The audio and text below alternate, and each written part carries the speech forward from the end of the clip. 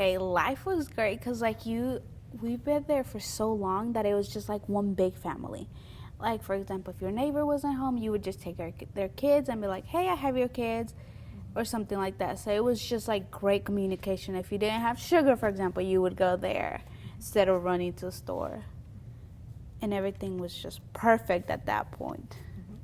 And then once it happened, like, once the letter came, you were like, what do we do? Sam Adams presents the sounds of summer.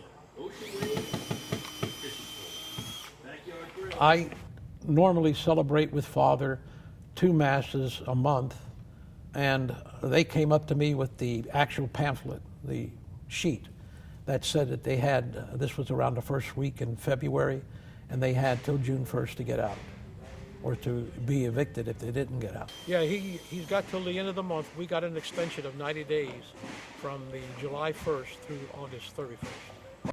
How do you get out of here so quickly? We've been living here for so long that it was just, and they were only offering us $1,000.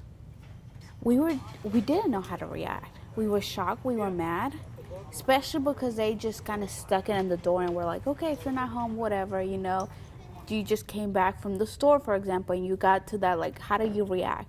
Who do you scream at? Like, what's your reaction? You didn't know.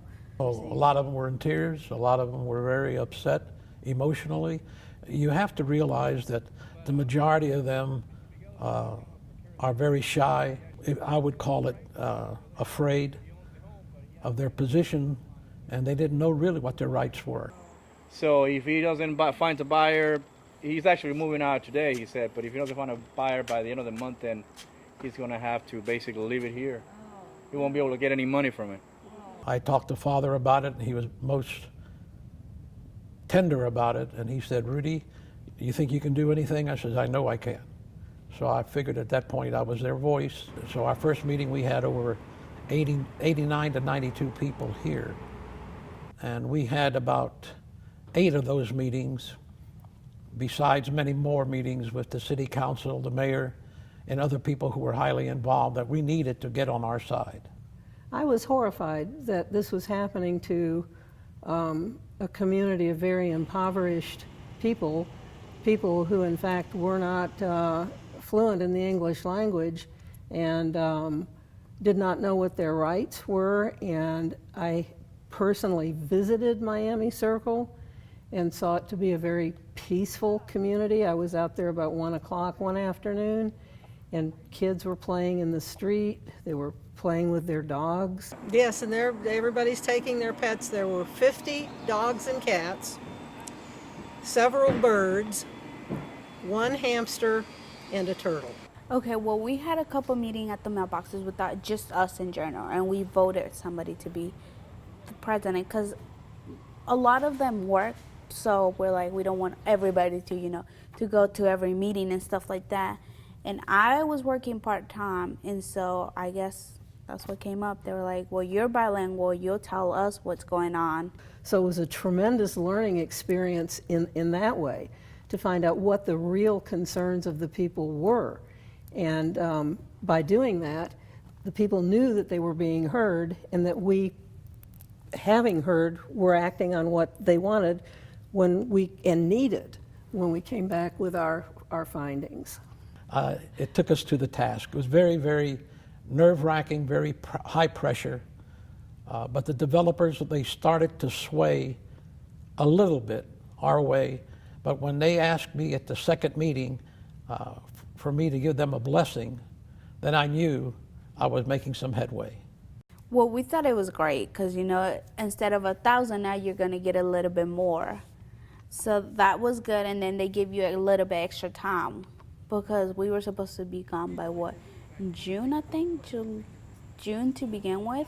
So it was like giving you 2 extra months. Oh my gosh, you have a little bit more time to kind of slack sort of in a way, but at the same time, it's a little bit more time for you to look for something else.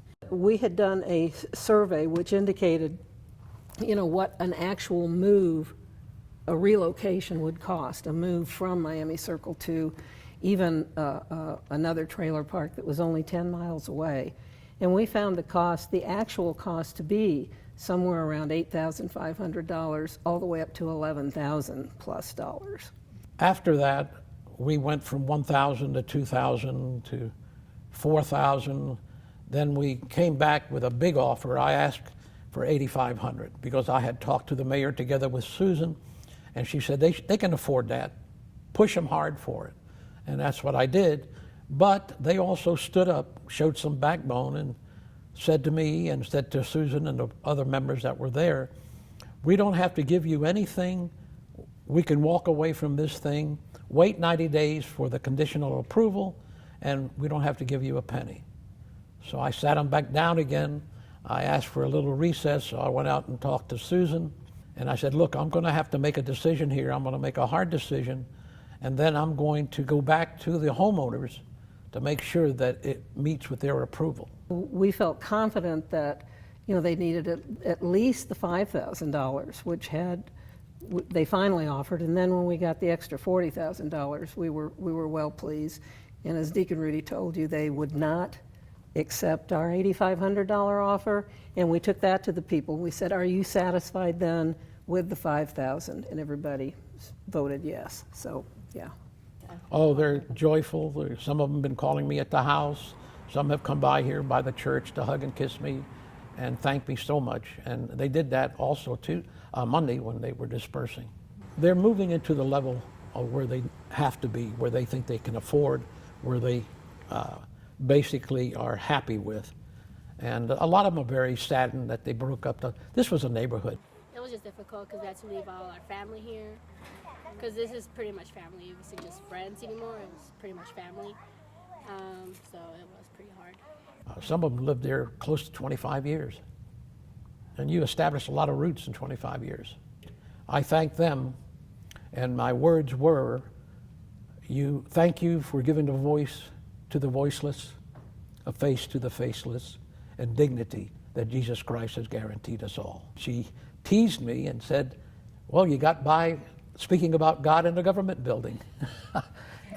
And I thought that was pretty cute.